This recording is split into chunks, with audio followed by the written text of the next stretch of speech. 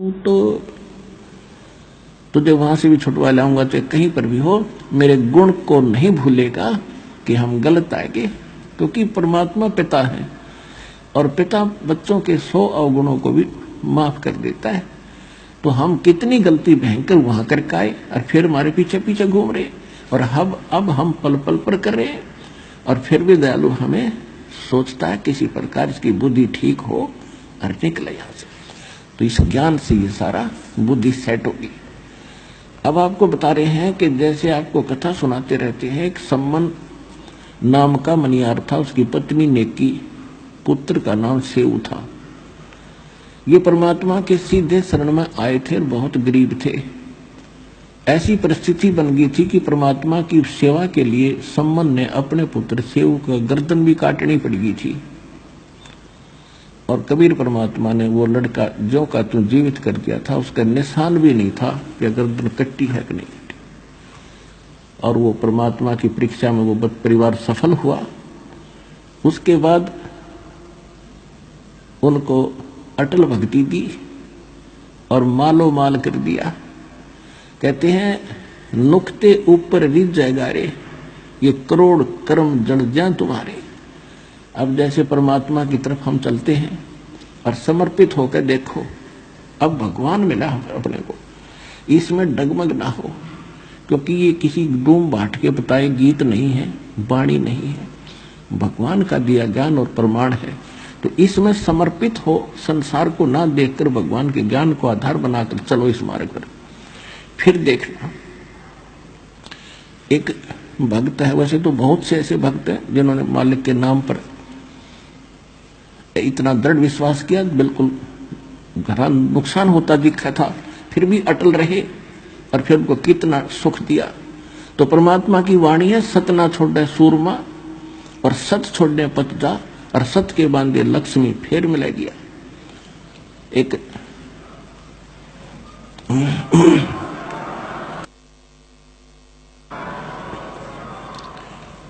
एक भक्त ने दीक्षा ली थी, वो ट्रांसपोर्ट का काम करते हैं, और उस समय उनके पास एक का ट्रक था।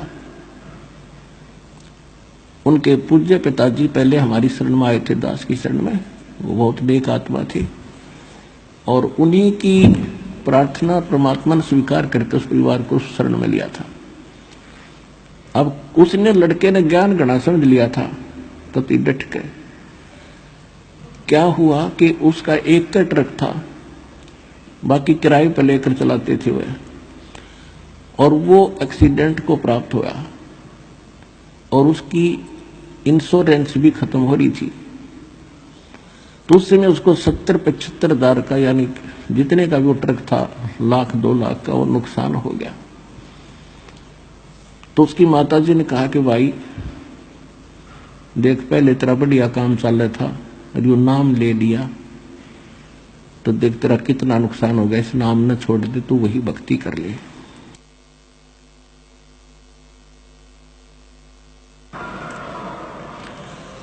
अब वो बता रहा था कि जी मैंने तो परमात्मा के सामने एक अर्ज करी थी कि दाता चाहे कटोरा हाथ में दे दियो, पर अपनी शरण से दूर ना करना। ये ज्ञान बार बार समझ में नहीं आता और ये भगवान बार बार नहीं मिलेगा। उस दिन के बाद कुछ ही दिनों में परमात्मा की रजा ऐसी हुई, आज उसके पास सैकड़ों की संख्या में गाड़ियां हैं और जी खोल कर दान कर रहा है वो बच्चा। तो यहां परमात्मा कहते सत ना छोड़े सूरमा, सत छोड़े पत जा, और सत के बांधे लक्ष्मी फेर मिलेगी। कहते नुक्ते ऊपर रिझ जाएगा रे, यो नुक्ता था, भगवान ना नहीं फिर जाए, इतनी मदद भी नहीं करेगा, हमारी डूबे ने नहीं उबारे, तो भगवान को तो इसलिए याद कर रहे ताकि डूबे हुए उबार दे। तो हम पीठ गने राखे काल ने, जैसे कुत्ते का कोई लठ मार दे और फिर ते दूर तक हुड़का कर दे, उपड़ा उपड़ा चिल्लाया करे, उठा जाना बैठा। तो हम इतने सता रखे इस काल ने कि छोटा सा नुकसान हो या ना हो, हम दूर तक रोने लग जाते हैं, हाय नाश हो गया, हाय अगले सत्संग में फिर चल लेंगे। तो आके देखो, दृढ़ हो थोड़ा सा, नुक्ते ऊपर रिझ जाएगा रे, करोड़ कर्म जल जाए तुम्हारी, ये नुक्ता था। तो इसी प्रकार सम्मन और सेव के घर पर जब भगवान गए, ऐसी परिस्थिति बना दी परमात्मा ने परमात्मा की इज्जत के लिए कि गुरु जी की इज्जत पाँच नहीं आ जाए, अपने लड़के को काटना पड़ गया। और फिर समर्थ शीश लेता है या शीश दिया करता है, एक्सटेंड करता है। तो सम्मन के पुत्र सेव को भी जीवित कर दिया और उनको मोक्ष दिया।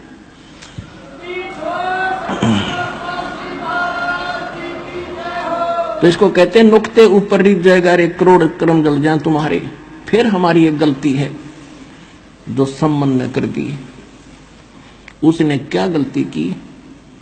उसके मन में एक बात बैठ गई कि हे परमात्मा, मैं धनी होता तो सतगुरु की सेवा के लिए मुझे अपना बालक काटना नहीं पड़ता। अब लड़के की गर्दन काटना ये छोटी बात नहीं। और काट दी, फिर उसके बाद उसके दिल में ऐसी ठेस लगी कि ये मैंने क्यों करना पड़ा कि मेरे पास धन नहीं था।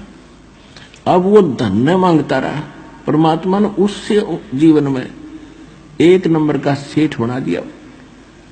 लेकिन सेव और उसकी मां ने की, उनको ज्ञान गजब का समझ में आ गया था, वो तो पार हो गए। क्योंकि सम्मन रह गया माया माया करता, मृत्यु होगी।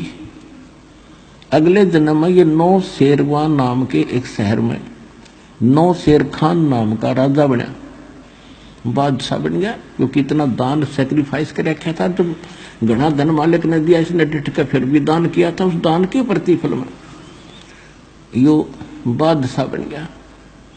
और इसके 80 खजाने थे, 80 गंज बोले हैं। एक यानी जमीन में दाब्या करते पहले राजा लोग, और उस पर एक झंडा टांग देते थे, ध्वजा।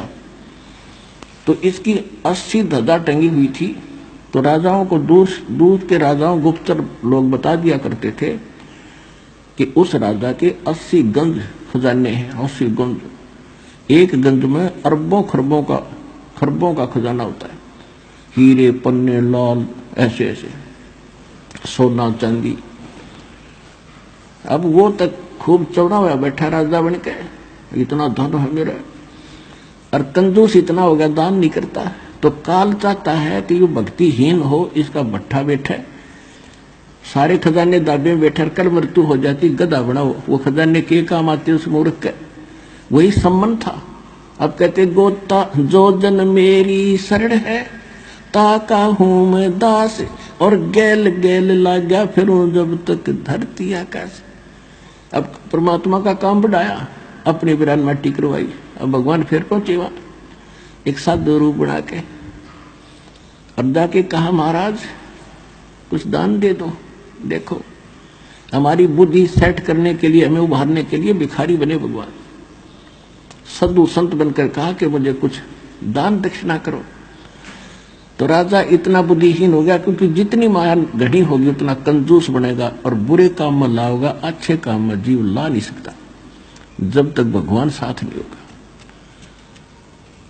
तो वो राजा कहने लगा कि महाराज मेरे पास पैसे नहीं है।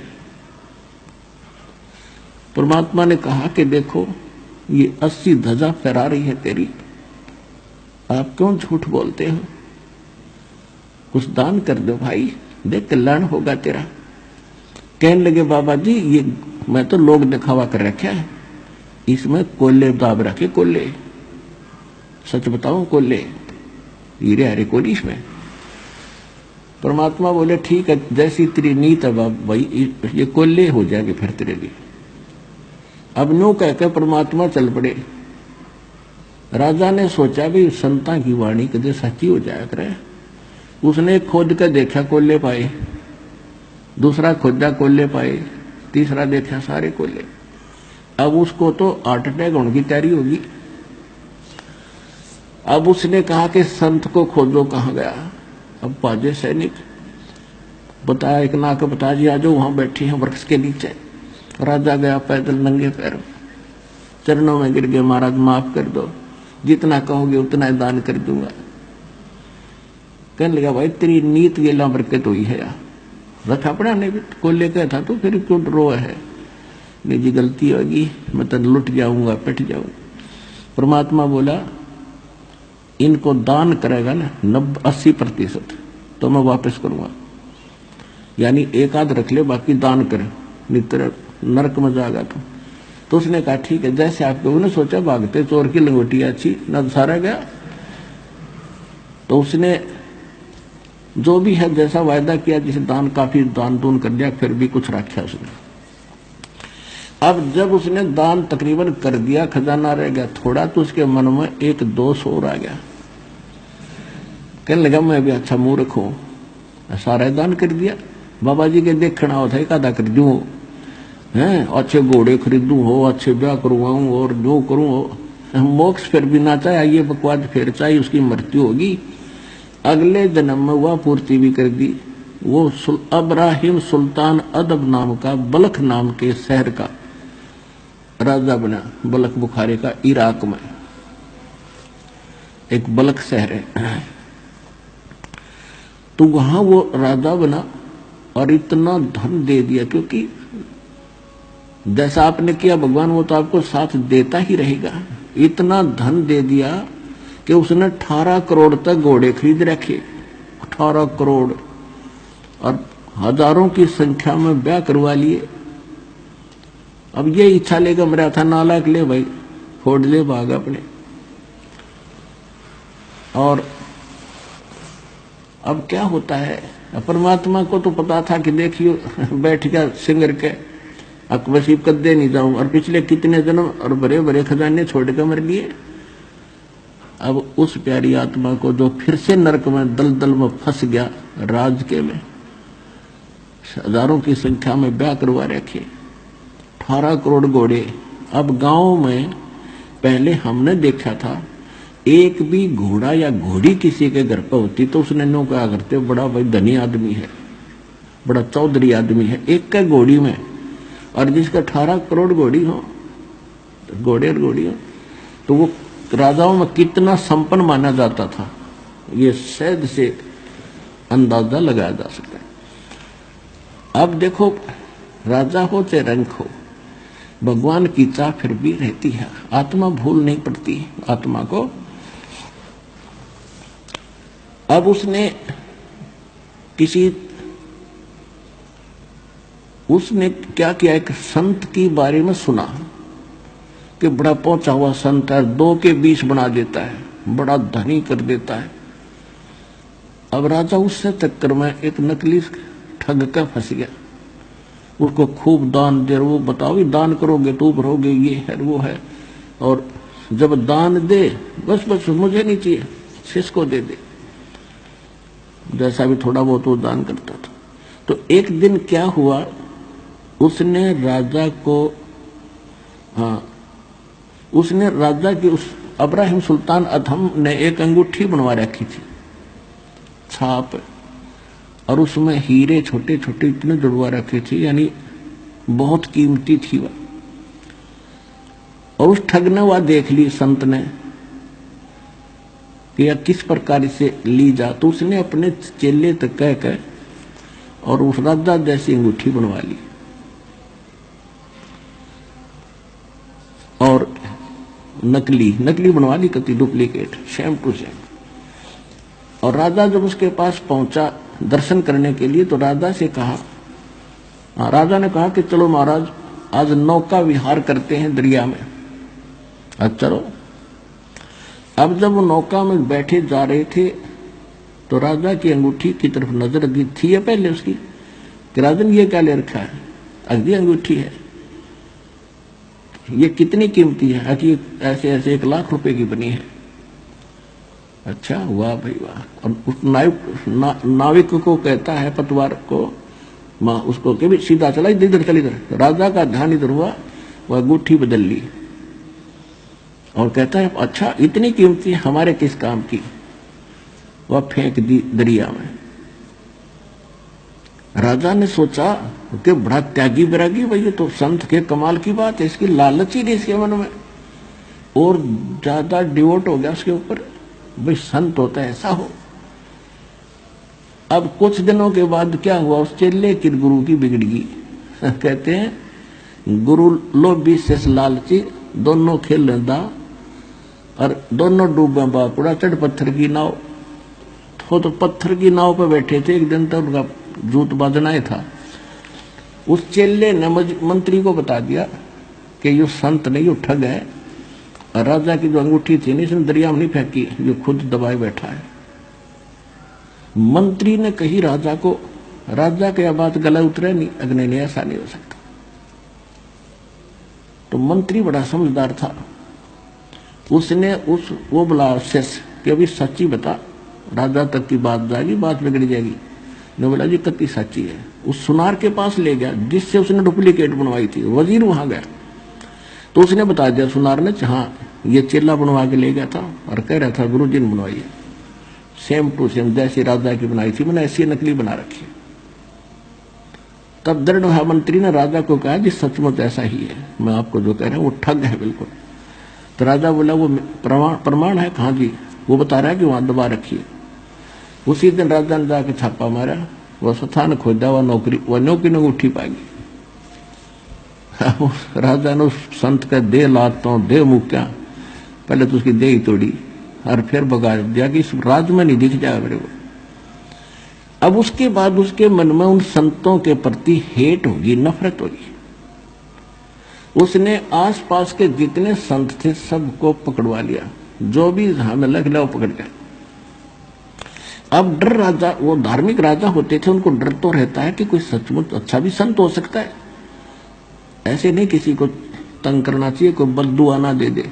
तो वो क्या करता था कि सबसे प्रसन्न करता था कि तुमने भगवान देखा और देखा है तो मुझे दिखा।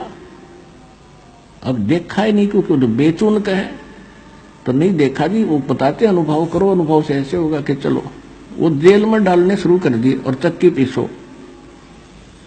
ऐसे 360 संत पकड़ लिए और जेल में डाल दिए। बाकी डरते आवा नहीं, वो छोड़ गए उसकी सीमा को। अब देखो परमात्मा के लिए डबल समस्या। एक तो थोड़े बहुत भक्ति करने लगे थे, वो नास्तिक बनाने की तरफ चल पड़े काल के दूत। और भगत चाकी पीसर भगवान ने याद करें, वो आत्मा तो कबीरा भगवान की थी कि परमात्मा तेरे नाम पर लगे, आज ये इतना कष्ट हमें। और उधर से उस राजा को नरक से निकालना था। अब क्या बताते हैं, अब गरीबदास जी ने परमात्मा की वाणी को, परमात्मा की जानकारी को अपनी वाणी में किस प्रकार बताया है। पुण्यात्माओं, जैसे तुलसीदास जी ने रामायण को अपने चौपाइयों में अपने वाणी के आधार से बताया है, इसी प्रकार समझ लो परमात्मा से प्राप्त ज्ञान को दिव्य दृष्टि के आधार से 100% ज्ञान गरीबदास जी ने परमात्मा का सुनाया है, उनकी लीला बताई। पंजा दस्त कबीर का सिर पर अर्श अमाने, बादशाह नो शेरवा से आने भये सुल्तान। 9 शेरवा के राजा से फिर सुल्तान अधम बन गई। 18 लाख तुरा दिया और 16 सेंस हुरम्बे, सतगुरु मिले शिकार में है मारा बान असंभ।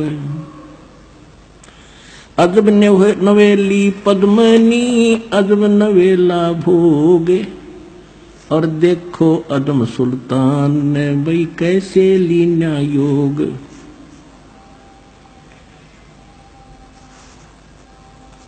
गगन मंडल से उतरे वो साहेब पुरुष कबीर, गगन मंडल से उतरे सतलोक से आए और चोला धरा खवास का।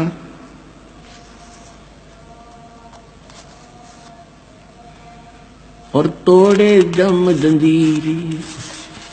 अब क्या है, थोड़ा सा पहले मौखिक बताऊंगा, जब ये घना अच्छा समझ में आएगा। परमात्मा ने क्या किया, एक ऊंटों वालों का रूप बनाया, जैसे कारवान होते हैं, पहले लंबे सफर पर चलते थे रेगिस्तान के अंदर, बहुत लंबा कारवां चलता। जब ये घना अच्छा समझ में आएगा, परमात्मा ने क्या किया, एक ऊंटों वालों का रूप बनाया, जैसे कारवान होते हैं। पहले लंबे सफर पर चलते थे रेगिस्तान के अंदर, बहुत लंबा कारवां चलता था, उसमें ऊंट रखा करते थे, उन्हीं पर चलते थे अपना सारा सामान लाद कर। एक ऐसे ऊंटों वाले कारवान की तरह वो वेशभूषा बनाकर राजा के महल के जो उसका अपना रेजिडेंस था उसके छत पर चढ़ गए लाठी लेकर, बड़ी सी पगड़ी, लंबी लंबे जूते जैसे राजस्थानी पहरा करें पुराने समय में, और लठ ऊपर छत पर रात ने लठ मारे नो, ऊपर खूब आवाज करे नो, खट्टा है खट खट्टा है खट। अब राजा के महल पर चिड़िया भी शोर नहीं कर सकती, एकदम निंद्रा भंग हुई। सभी को उसने ललकारा कि तुम कौन हो, क्या कर रहे हो, ऊपर क्या हो रहा है, तुमने देखा नहीं, पकड़ के लाओ उस कमबख्त को, कौन है जो शोर करे। अब पकड़ के लाए ऊपर से एक ग्रामीण सा व्यक्ति और सामने खड़ा। तो राजा ने सोचा कोई अनजान पने में चढ़ गया ऊपर। उसने पूछा भी कौन है तू, यहाँ क्या कर रहा था, कैसे आ गया तू।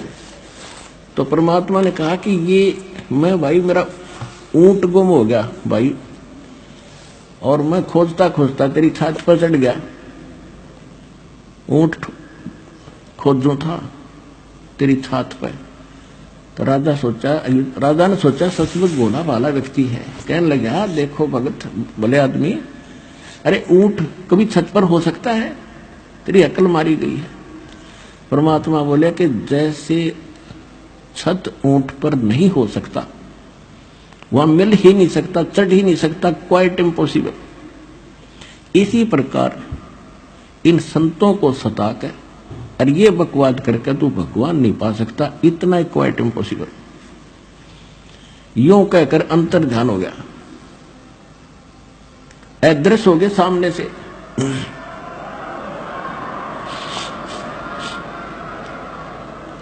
अब राजा को लगे चक्कर आने, अपने आत्मा सामने ऐसी घटना घट गया तो चक्कर आ जा आदमी। उसने सोचा कोई फरिश्ता था या ये केबला थी। उधर से परमात्मा वहां पहुंच गए जेल में, जहां उसके बच्चे 360 चक्की पीस रहे थे। अब वहां जाकर के उन पहरेदारों से कहा, पुलिस वालों से, कि भाई मेरी भी सजा कर दी तुम्हारे राजा ने। वो बोले तू अच्छा भला आदमी, आप पे आ गया, कहाँ पे आ गया, मैं तो भाई राजा तो डर लग गया। बोला ठीक है बैठ अंदर। वो बैठा दिया और कहा ये चक्की पकड़। तो परमात्मा खड़े हो गए, कहने लगे भाई देखो एक काम करेंगे हम, चाहे तो चक्की चलवा लो और चाहे इसमें तुम कणक डालो, एक काम तुम करोगे काम करेंगे। और सबको कह दिया बंद कर दो भाई। अब सैनिकों ने सोची अच्छा क्रांतिकारी है, इसने सट्राई करवा दी। कहने लगे बात उन्हें सोची, पुलिस वाला ने सोची कि लाइन नसीब दे कराएंगे आज, पहले 2 घंटे 4 घंटे चक्की चलवाते थे, सारा दिन चलवाएंगे। कहा कि हम कनक डालेंगे और तुम चक्की चलाओ। परमात्मा बोले ठीक है, पोजीशन पकड़ो, आप आओ सारे तैयार हो जाओ, कणक ले लेगा। एक अच्छा हो गया तैयार। परमात्मा एक सोटी ले रहे थे डंडी सी, अपनी चाकी के उस डंडे का लगा दी, चल बच्चा पीस देन काटा। तो वो सारी चक्की 360 की 360 खखा ठा गया, जैसे बिजली वाली चला रहे। अब उन सभी से कहा कि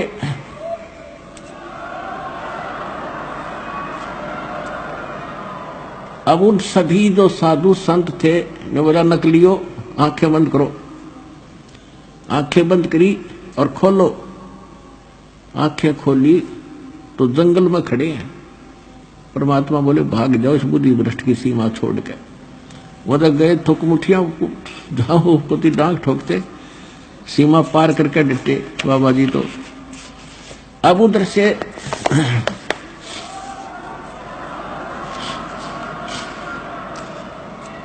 तो यहाँ के ये बंदी छोड़ भी कहलाते हैं।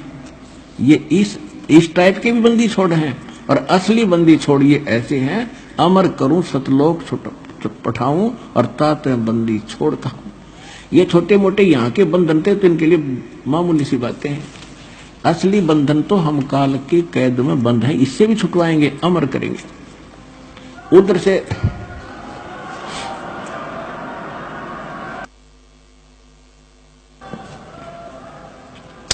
उधर से राजा चिंतित हो गए, बेहोश हो गए। तो काजी मुल्ला बुलाए।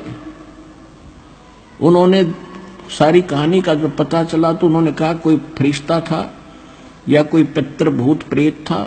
अब इसके तबीज बना के बांध दिया गले में कि अब कुछ नहीं होगा।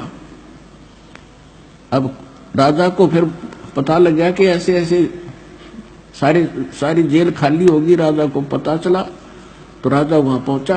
भाई कारण क्या हुआ कि ऐसे ऐसे एक संत आया था और वो न बोला, कह रहा था कि मुझे राजा ने सजा कर दी, आपके यहाँ आया होगा था, मेरे पास भी आया था। तो वो राजा ने उनको बख्श दिया कि वो कोई और चीज थी भाई, थारा कोई दोष नहीं तो वो राजा उनको सजा देता। तो कुछ दिनों के बाद नॉर्मल सा हुआ राजा। परमात्मा फिर पहुंचे एक झोटे पे बैठ के, भैंसे पे,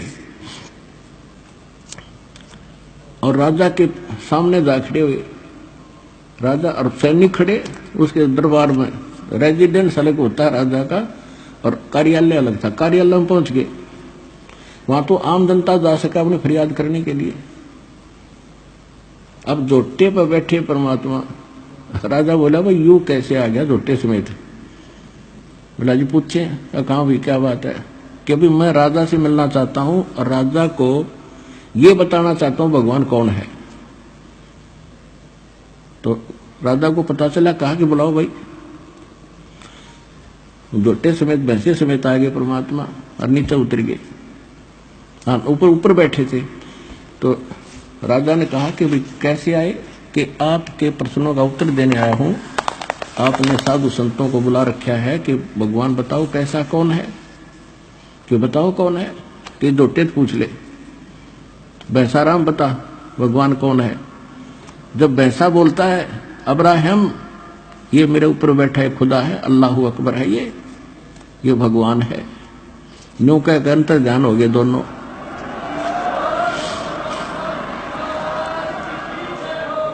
अब राजा फिर चत गया, बेहोश हो गया, चक्कर खा के गिर गया। फिर मौलवी बुलाए। उन्होंने बाई बाजू का तवीज बांध दिया दूसरे ने। अब कुछ नहीं होगा। अब कुछ दिनों के बाद वो नॉर्मल सा हुआ राजा। परमात्मा चले गए एक यात्री का रूप बना के। पहले सफर करते थे यात्री, तो रात्रि में कहीं रुकते थे तो धर्मशाला में रुका करते, सराय में। सिर पे अपना गठड़ी ले जाते थे, थोड़ा बहुत खान का भी उसमें होता था, कपड़े होते थे रस्ते के नान धोने के लिए। छोटी सी पोटली वह काख में दे रखी। राजा के रेजिडेंस में पहुंच गए शाम के समय। राजा बैठा, कुछ नौकर खड़े, रानियां बैठी।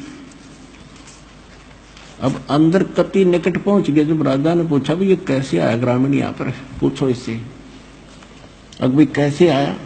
इतने मालिक उसके निकट पहुंच गए। राजा ने कहा यहाँ कैसे आए आप?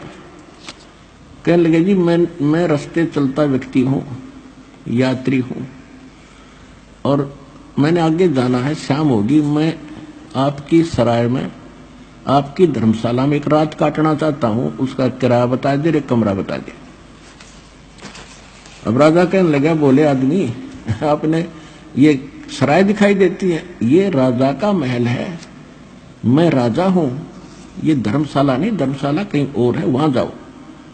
तब परमात्मा ने कहा कि आपसे पहले इसमें कौन था? कि मेरे यानी दादे परदादे रहे, वंशज रहे। तो वो कहाँ गए भाई? जो तो अल्लाह खुदा को प्यारे हुए। तो आप कितने दिन रहोगे इसमें? आप क्या इसमें सदा रहोगे? अब जब अपनी मृत्यु का नंबर आओ ना, जब गियो बंदा इंसान की, तो उन्हें कहा मैं भी मरूंगा। तो फिर इसने तो मैल समझा। अब मूर्ख आदमी, ये तेरे बाप दादा पड़ पीढ़ी, ये भी रहे सरा में गिद्दी, तू ऐसे ही तू चल जाई, इसलिए मैंने तेरा यो मैल सराय बताई। यूं कह के फिर अंतर्ध्यान हो गए।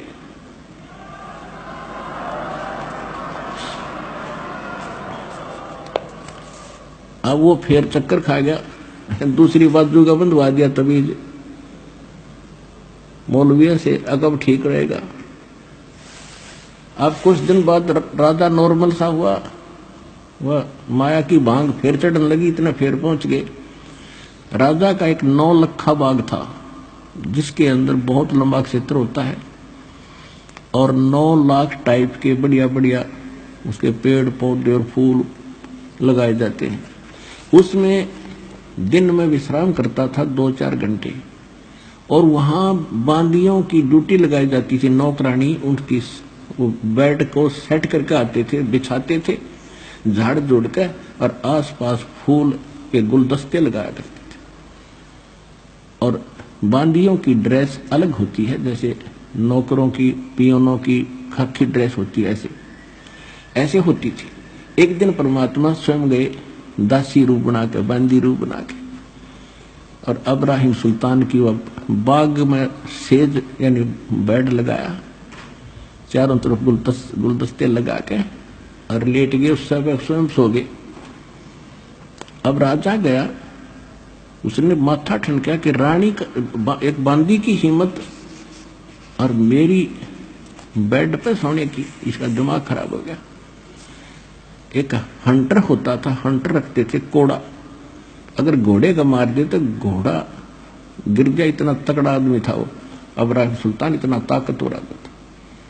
और परमात्मा के लेटे लेटे का उसने गुस्से में आकर पट्टाए पट 3 मारे, और तीनों के न्यारे न्यारे निशान शरीर पर हो गए परमात्मा की देही पे।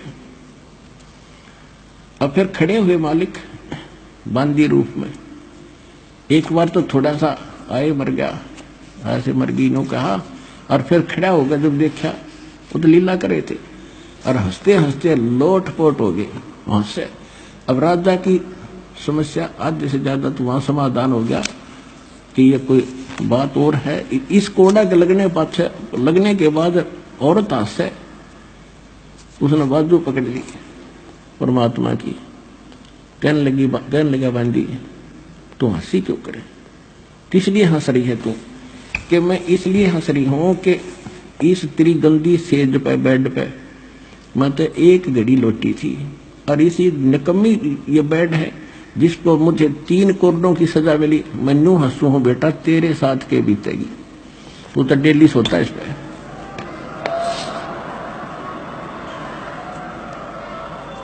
मैं ये हंस रही हूं कि तेरा के हाल होगा, तेरी उस दीन अवस्था को देख रही हूं मैं।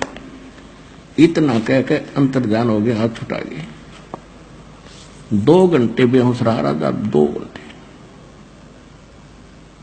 अब उसके बाद काफी दिन के बाद क्या सोचा, रानियों ने सोचा, मंत्रियों ने सब सलाह करी कि इसको हम बाहर ले जाते हैं जंगल में, हफ्ते 10 दिन के लिए बाहर रहेंगे, शिकार करेंगे, इसका मन सेट हो जाएगा, काम काज में लग जाएगा।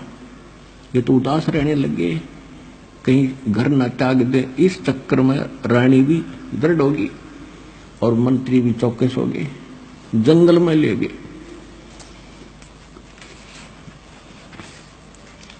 जंगल में ले गए, वहां जाकर पड़ाव ला दिया, और सुबह से लेकर दोपहर होगी शिकार करने के लिए गए थे। सैनिक भी उसके साथ और वो भी, राजा भी। कोई भी जानवर नहीं मिला। तो दोपहर के आसपास उसको एक मृग दिखाई दिया आता हुआ। राजा ने सभी सैनिकों से बोल दिया कि जिसके पास से ये मृग चला गया उसकी खैर नहीं है, क्योंकि राजा बगैर शिकार किए वापस आओ तो अपनी बेइज्जती मान्या करें। तो परमात्मा ने ऐसा दया करी, वो तो लीला थी। वो मृग उस राजा के घोड़े के नीचे के निकल गया। राजा शर्मिंदा होकर उसके पीछे भाग लिया कि इसको मैं ही पकड़ूंगा। इतनी दूर चला गया, वहां जाके टेढ़ा होकर अंतर्ध्यान हो गया और बहुत दूर चला गया।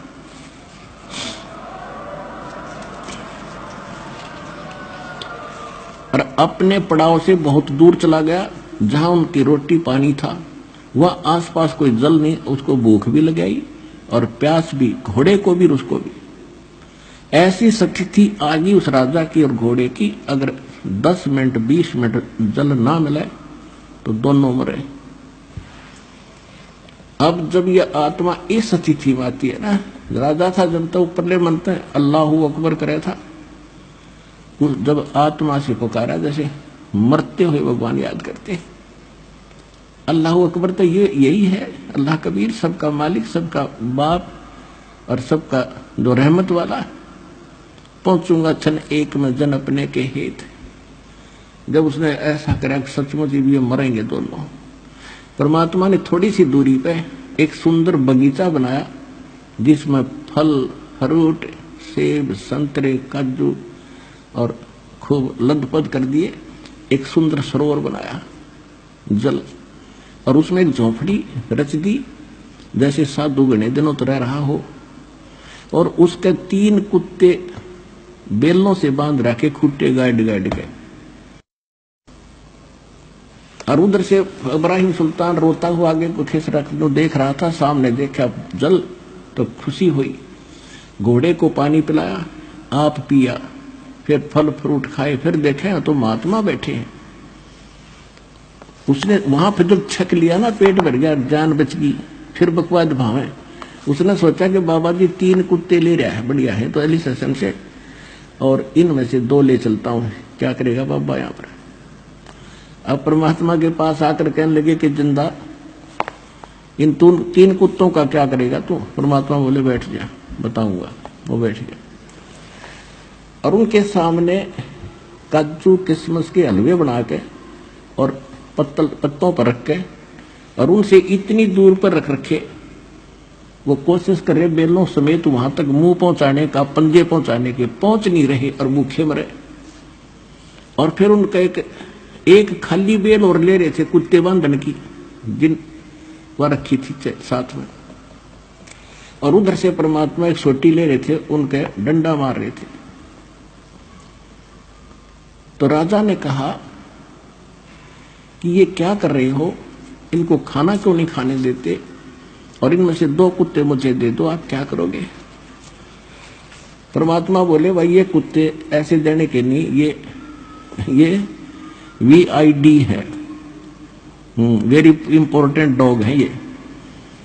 अब वो कैसे कि एक बल्ख बुखारे का शहर का जो बराजा है ना, ये तो इसका दादा है, पिताजी है, ये उसका दादा है, ये उसका तीसरा दादा है। इन हरामजादों को मैं कहा करता भक्ति कर लो, और मैं बहुत मिला इनसे, इनका बुद्धि में आई को ना। अरे भी इनको हलवा चाहिए, खवाऊंगा इनको हलवा, तो और मारे के। अरे यह एक खाली बेल ले रहा हूं ना, अब जो राजा बैठा है गद्दी पे वो कुत्ता बनेगा, उसने इसका बांध दूंगा बेटा। उसका तो पसीने आ गए।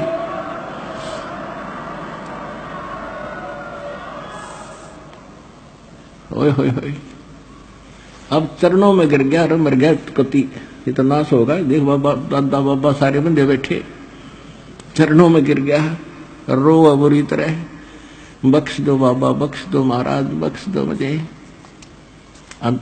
थोड़ी देर के बाद रो रहा के उठा, वहां कुछ भी कोई नहीं, कॉलर में पड़ा कती रेत में, ना वहां बगीचा, ना बाबा जी, ना कुत्ते, ना जल, ना सरोवर, कुछ भी नहीं।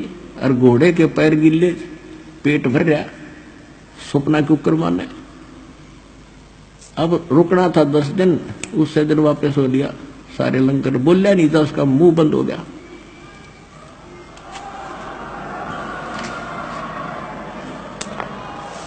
अब फिर आके बैठ गया कति गुमसुम। रानियों ने फिर बुलाया, कोई जंतर मंतर करनिया। एक बड़े से हाल के अंदर रानी, मुख्य मुख्य रानियां, वजीर खड़े, सब समझा रहे। रानियां भी कह रही थी आप तो ऐसे ही घबरा जाते हो, ये तो ऐसे होता रहता है, फलाना है, ये कुछ नहीं होता, ये तो वैसे हवा होती है। उसका मन बदलने की चेष्टा कर रहे थे काल के आधार से। इतने में कुत्ता आया, उसके सर में कीड़े पड़े हुए थे, और आके इब्राहिम सुल्तान के सामने खड़ा होगा कि इब्राहिम सुन ले कान खोल के। कुत्ता बोला और सब देखने लगे क्या हो गया भाई, कुत्ता बोला है। कहने लगा मैं फलाने देश का राजा था, नगरी का, याद है तेरे, और मेरा ऐसे ऐसे उनके साथ युद्ध हुआ था, मैंने इतने जीव मारे थे, और अब जितने वो सैनिक मैंने मारे और मरवाए थे ये देख, यो मिला मेरे को। तेरे पर तो मेहर हो रही है भगवान की, कुछ सोच ले। नो कहकर खेल दे ही जा, बाज गया कुत्ता, अंतर्ध्यान हुआ। अब वो बोले, राजा बोला कि तुम तो नो को थे कि आप वैसे ही करे हो, तेरे सामने हो रहा है। तो उन सबको बाहर निकाल दिया, गेट आउट, अंदर से कुंडी ला दी। रात के समय महल के पीछे से रस्सा बांध के सब कुछ त्याग के और काला मुंह कर लिया, एक साल लपेट लिया, ऐसे अल्फी ला ली, गांठ मारकर चल पड़ा। रात ने 15-20 किलोमीटर खींच दी। अब भूख लगी भगत ने, क्योंकि राजा था, पैदल तक चलना नहीं था, गजब की भूख लगी। आगे मालिक ने के रचना रची, एक मालन बेर बेच रही थी रास्ते में अपने बाग के बाहर सामने बैठ के। तो राजा ने कहा कि मालन बेर दे दे। मालन बोली, भाई एक आने का शेर दूंगी। बोला ठीक है, एक शेर तोल दे। उसने शेर तोल दिया, खिला पैसे, अगमाई पैसे तो है नहीं मेरे पास। ये जुत्ती, एक जुत्ती, इतना रिच मैन था वो, एक जुत्ती 1.25 लाख रुपए की, आज की उस समय की कीमत 1.25 लाख रुपए, हीरे पन्ने जो जड़ रखे उसके। ने बोला ये जुत्ती ले ले, दोनों ले ले, और शेर बेर दे दे। ने बोली देख ले भाई, या ताना दे देना, जूती रख दे। दोनों रख दी जूते, और भूखा मरता क्या नहीं करता। अब कहते हैं ये जब तक बकवास भावा, जब तक इसका पेट समय पर भर जाए।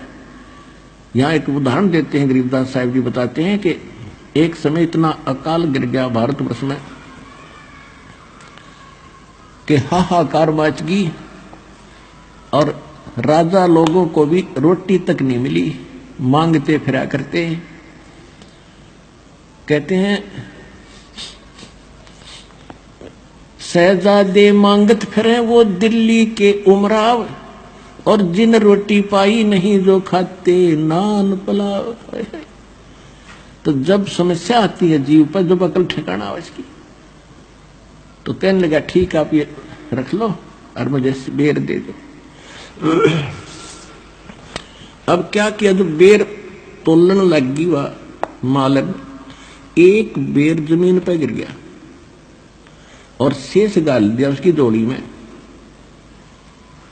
अब्राहिम के।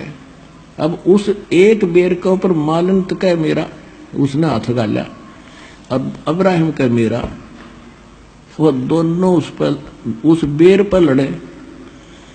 अब वहां परमात्मा अंतर्ध्यान वो एकदम अपन रूप में आए और उसका एक दिया थप्पड़ ने बोला गधे तू के रात छोड़ काया, एक बेर पर लड़ा 2.5 लाख की जूती घेर दी, हर एक बेर पर जूतम जूता खाग छोटा तेरे राज खेचा तान मन में न्यू की न्यू है, जा मेरे वापस अपने घर में रह ले।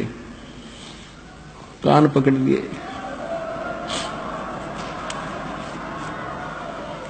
कहते 2.5 लाख की पावड़ी और 1 पैसे का बेर, और देख अदम सुल्तान ने कैसी डाली मेर। तब परमात्मा ने कहा फिर क्यों धक्के खाता फिर, तूने छोड़ा क्या है, आ तो गया तू सब कुछ त्यागी बनकर, लड़ाई फिर ने एक बेर पर लड़ रहा है, वहां राज पर लड़ते थे।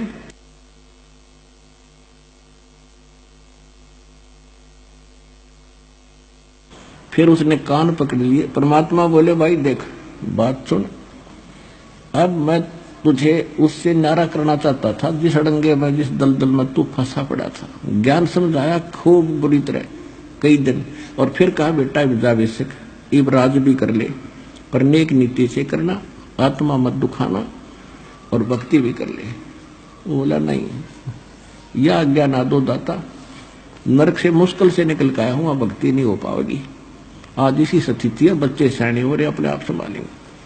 तो इस प्रकार उस अब्राहिम सुल्तान अदम को परमात्मा ने उस दलदल से निकाला। हम मांगे या दलदल के गणा दंडे दाता, दो कोठी बनवा दे भी दाता। परमात्मा के बता, अब आपने सफर चलना है भक्ति का, भक्ति मार्ग पर घर पहुंचना है, तो आप यात्री हो। और यात्री के घर में चाहे कितना धन पड़ा हो, वो केवल आवश्यक वस्तु लेकर सफर कर सकता है। जब सारे घर में सिर पर धर कर चलेगा तो 10 कदम नहीं चल सकता।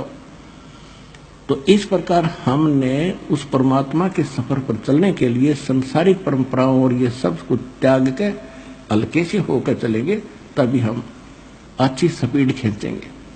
अब क्या बताते हैं परमात्मा?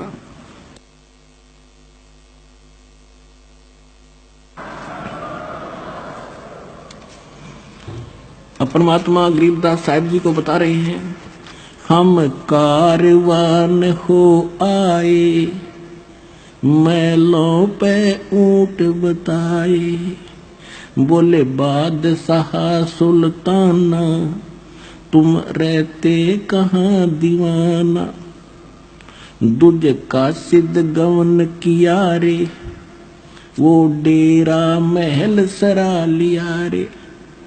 दूजे का सिद्ध यानी यात्री बनकर गए, और राजा के महल को, डेरे को मैंने सरा बताया। जब हम महल सराय बताई, सुल्तानी को त्यावर आई। चक्कर काट गया, सिर घूम गया उसका। जब राजा को मैंने ये बताया कि ये तेरे बाप दादा पड़ पीढ़ी ये भी रहे इसी सरा में गिद्दी, ऐसे ही तू उठ चली जाई, इसलिए मैंने तेरी ये शहर, तेरी महल सरा बताई।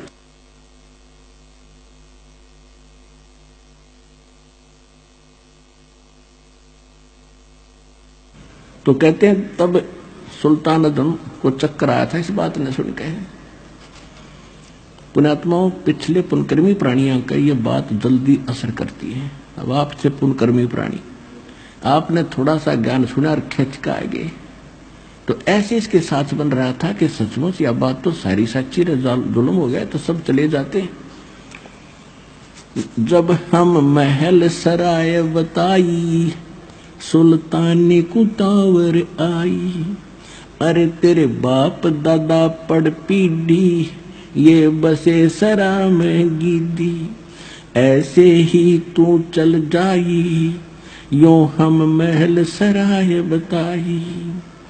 उठे बादशाह सुल्ताना, वहां कासिद गैब छुपाना।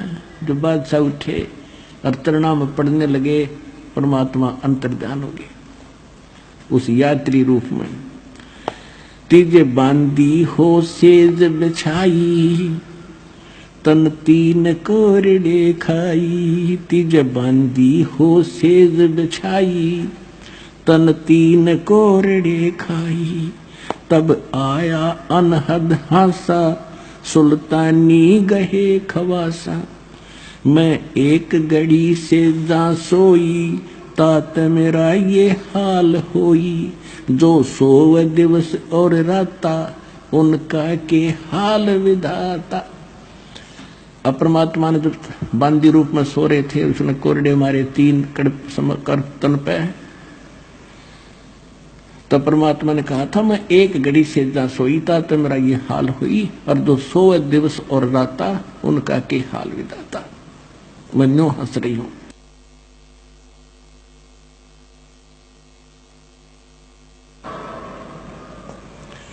तब गए भी बहे खवासा, सुल्तानी हुए उदासा।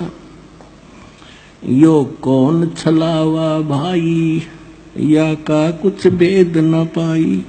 चौथे जोगी हम भय जिंदा, जिंदा महात्मा बनकर हम जंगल में बैठे। चौथे जोगी भये हम जिंदा, दिन 3 कुत्ते गलफंदा। दिनी हम सांकल डारी, सुल्तानी चले बागबाड़ी। बोले बादशाह सुल्ताना, कहां से आए जंद दीवाना। जंगल में बैठ के कुत्ते वो बना के सरोवर वगैरह झोंपड़ी। तो बादशाह सुल्तान कहते तू कहां से आया जंद। ये 3 कुत्ते क्या कीजे, इनमें से 2 हमको दीजे। अरे ये तेरे बाप दादा हैं भाई, इन बड़ी बदफैल कमाई।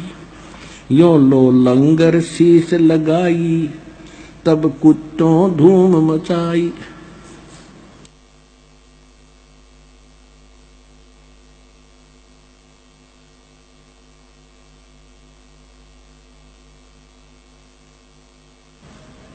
अरे तेरे बाप दादा हैं भाई, इन्हें भी बड़ी बदफैल कमाई। अरे तेरे बाप दादा पढ़ पीढ़ी, तू समझे क्यों ना गीदी। अब तू तख्त बैठ कर भूली, तेरा मन चढ़ने को सूली। अब तू राजा बनकर इस तख्त सिंहासन पर बैठ कर भूल गया भगवान को। तेरा फांसी लगेगी, कुत्ता बनेगा तू अगले जन्म में। जोगी जिंदा गैब भयारे, हम ना कुछ भेद लहारे। बोले बादशाह सुल्ताना, जा खड़े अमीर दीवाना। ये 4 चरित्र बीते, हम ना कुछ भेद न लीते। तब लगे ज्ञान के बाना, छोड़ी बेगम माल खजाना।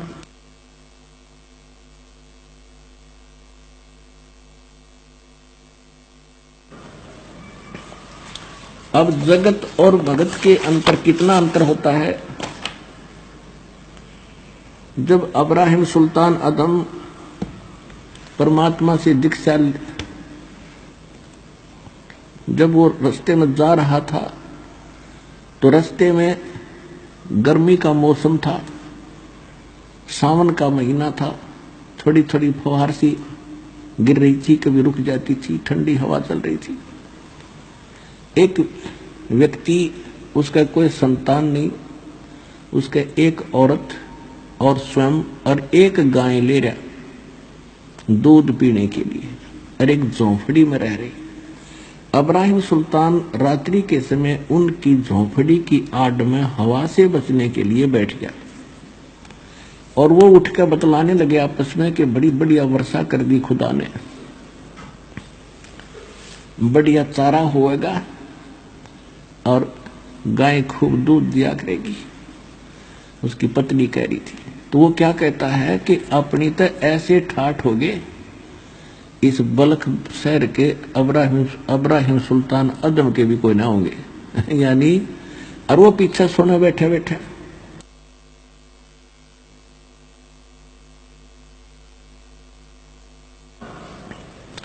कि अपने तो इसी मौज हो जाएगी, इस अब्राहिम की भी नहीं होगी राजा की। अब उसने यह बात सुनी तो देखो भगत का तो मन में आती है कि देख इसके के भूल पड़ रही है भोले आदमी का। एक औरत एक गऊ है ढांडी, अपनी देसी भाषा में हमारे यहाँ ढांडी कहते हैं गाय को, और औरत को रंडी कहते हैं। गरीबदास जी ने जो लैंग्वेज बोली है अपनी देसी कति खड़ी भी बोल रखी है बहुत सालों पर। अब उसने उठकर देखा कि ला इसको थोड़ा ज्ञान समझा दूं। वहां जाकर उन्होंने वालेकुम सलाम करी। उन्होंने उत्तर दिया कि भाई कौन है तू। उसने कहा कि आप क्या बोल रहे थे, अभी मैं यहां बैठा था आपके पीछे।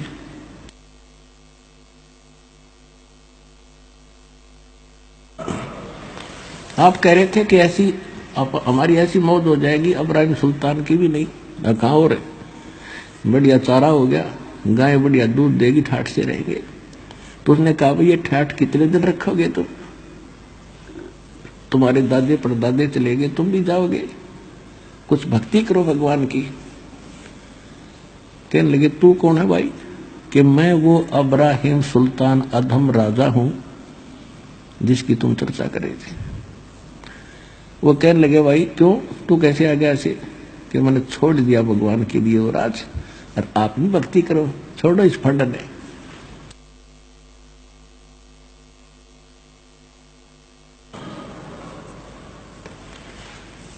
इसको छोड़ दो, तुम्हें भक्ति कर लो। तो बोला चल अपना काम कर, या तो तू अब्राहिम सुल्तान नहीं, और जब तक अब्राहिम सुल्तान नहीं तो तेरे जैसा मूर्ख नहीं, इसी बढ़िया चीज छोड़ के आ गया तू। अब वो फिर अपनी किस्मत को सराहता है, मालिक के ज्ञान को आधार बना के रांडी ढांडी नात दे। रांडी माने एक औरत और ढांडी माने गाय। कहते रांडी ढांडी नात दे ये नरकइये काग, और बलक बुखारा छूट गया थी कोई पछली लागे। होय होय।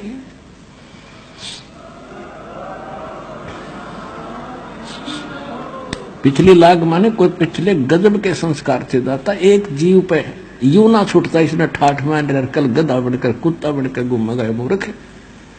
और मेरे पर रजा करती दाता ने बलक बुखारा छुटवा दिया। दाता कोई पिछला गजब का संस्कार था ना न्यों छूटे। तो आप वो आत्मा पुण्यात्मा हो, आपकी कोई पिछली लाग है, यहां आना कोई हंसी खेल नहीं है। अब इस रजा को बना के रखना, तुम्हारा कल्याण होगा।